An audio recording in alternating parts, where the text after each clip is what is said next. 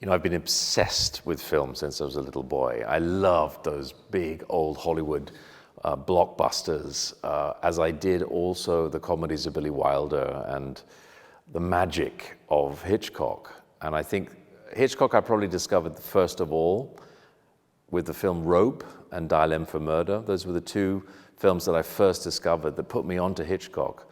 And from there, it was just a short ride to Vertigo. And whenever I'm asked for my favorite film of all time, I just say it's Vertigo, because it's the most perfect film, and I know every single inch and angle of it.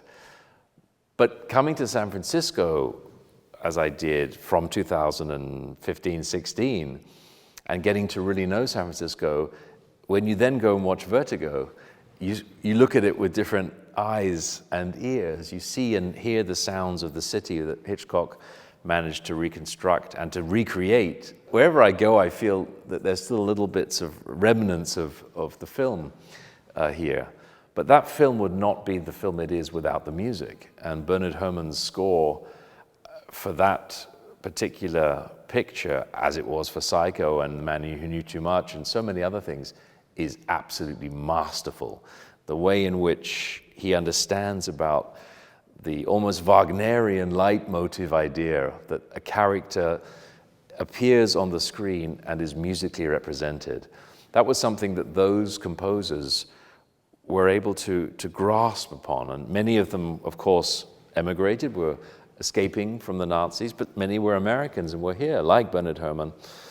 And then you've got others who were inspired by those composers, but went a different way, like Ennio Morricone, who, of course, has written music for Hollywood films. But if we think of Cinema Paradiso or those other European-based films, they have a very different way of expressing feelings and emotions. And Morricone was quite unique in that form. He was very strict, actually. I met him a few times, and he was very charming, but very strict, very much in a kind of format. And I found him just fascinating, and I love his music. I think that Morricone has this pathos, if that's the right word, in his sound. He got the emotions, the gritty emotions of the cowboy western, but perhaps because it's through a European looking glass, it's perhaps even more distilled. He takes liberties with his scores in terms of timing and orchestration, which you wouldn't necessarily associate with the Wild West. But it's perhaps exactly because of that rather unusual mixture that it is spine-tingling music. He knows exactly when to put it in. Plus, he has a tremendous humor. There's an awful tongue-in-cheek, sort of a wonderful sense of humor that he infiltrates his scores.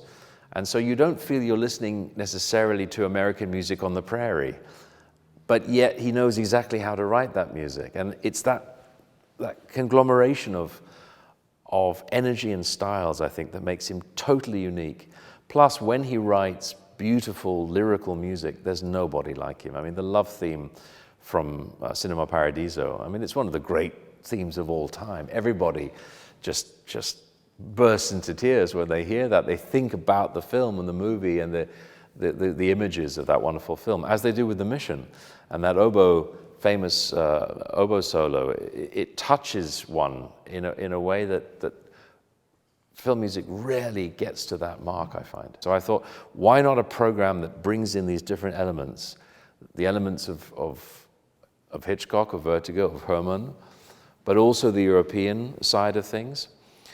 And then to blend with it somebody who I'm sure would have gone on to write so many films had he lived longer than his very short years, and that's George Gershwin. And American in Paris, of course, we know American in Paris mostly from the film, which came later, but he is the ultimate film composer, I think. You know, if one looks at what he started with Rhapsody in Blue and went on with Porgy and Bess, he bridged the different forms of expression between music, cinema, and life.